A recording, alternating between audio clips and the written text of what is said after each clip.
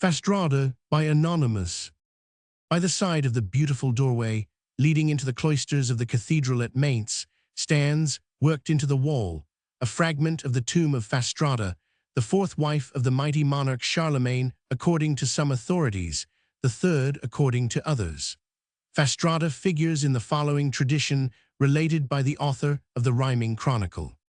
When the Kaiser, Karl, abode at Zurich, he dwelt in a house called the Hole, in front of which he caused a pillar to be erected with a bell on the top of it, to the end that whoever demanded justice should have the means of announcing himself.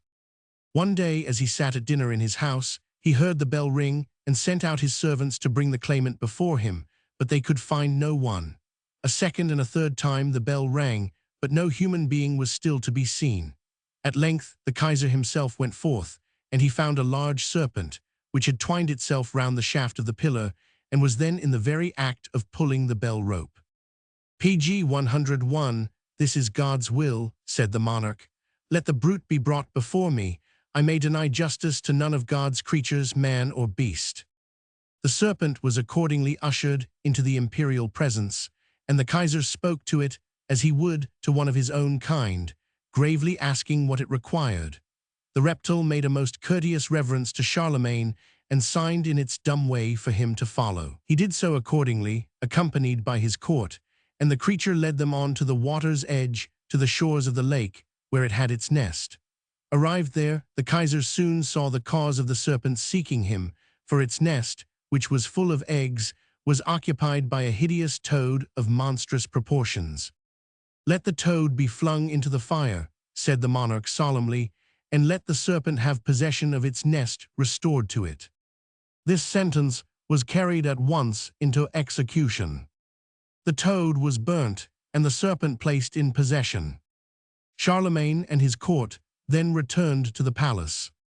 3 days afterwards, as the Kaiser again sat at dinner, he was surprised at the appearance of the serpent, which this time glided into the hall unnoticed and unannounced. "What does this mean?" thought the king. The reptile approached the table, and raising itself on its tail, dropped from its mouth into an PG 102 empty plate which stood beside the monarch, a precious diamond. Then, again abasing itself before him, the crawling creature glided out of the hall as it had entered, and was speedily lost to view.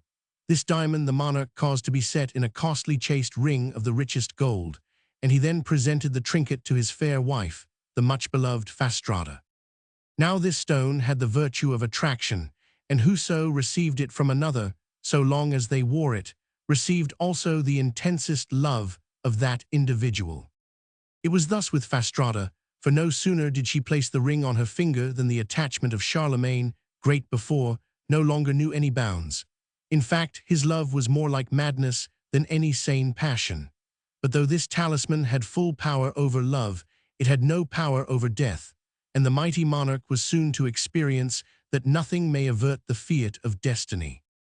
Charlemagne and his beloved bride returned to Germany, and at Ingelheim Palace, FASTRADA died. The Kaiser was inconsolable. He would not listen to the voice of friendship, and he sorrowed in silence over the dead body of his once beautiful bride. Even when decay had commenced, when the remains, late so lovely, were now loathsome to look on, he could not be induced to leave the corpse for a moment, or to quit the chamber of death in which it lay. The court were all astounded. They knew PG 103 not what to make of the matter. At length Turpin, Archbishop of Reims, approached the corpse, and being made aware of the cause, by some supernatural communication, contrived to engage the emperor's attention while he removed the charm. The magic ring was found by him in the mouth of the dead empress, concealed beneath her tongue. Immediately that the talisman was removed, the spell was broken, and Charlemagne now looked on the putrid corpse with all the natural horror and loathing of an ordinary man. He gave orders for its immediate interment, which were at once carried into execution, and he then departed from Ingelheim for the forest of the Ardennes. Arrived at Aix-la-Chapelle, he took up his abode in the ancient castle of Frankenstein, close by that famous city. The esteem, however, that he had felt for FASTRADA was now transferred to the possessor of the ring, Archbishop Turpin, and the pious ecclesiastic was so persecuted by the emperor's affection that he finally cast the talisman into the lake, which surrounds the castle. An immediate transference of the royal liking took place, and the monarch, thenceforth and forever after during his lifetime, loved Aix-la-Chapelle as a man might love his wife. So much did he become attached to it that he directed that he should be buried there, and there, accordingly, his remains rest unto this day. Page 104.